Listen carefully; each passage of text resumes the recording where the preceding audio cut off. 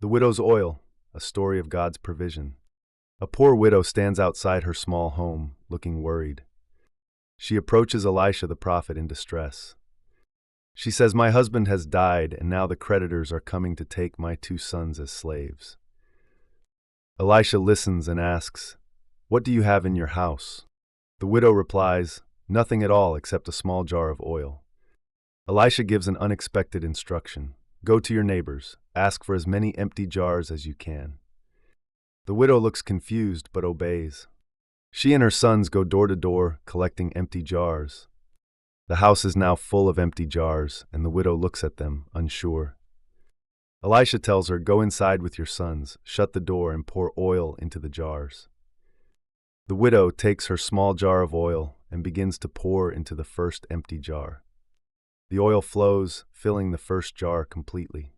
She fills another jar, then another, eyes widening in amazement. Her sons bring more jars as she continues pouring. They watch in awe as every single jar is filled with oil.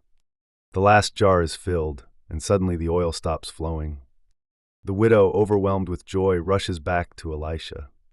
She exclaims, "The jars are full. The oil stopped only when we ran out of jars." Elisha tells her, "Now, sell the oil, pay your debts. You and your sons will live on what is left." The widow goes to the market and sells the oil, gathering enough money to pay her debts. She and her sons rejoice. They are now free and have enough to live on. The widow kneels in gratitude, thanking God for his provision. A reflection on how God provided more than she needed. A message of encouragement. God can multiply what little we have when we trust him. The story ends with a reminder that faith and obedience bring God's blessings. Lessons from the widow's oil. God provides when we trust him. Obedience leads to blessings. God can multiply what we have. Miracles happen behind closed doors. Faith requires action. Like, share, and subscribe for more inspiring Bible stories. Turn on notifications for more faith-filled content.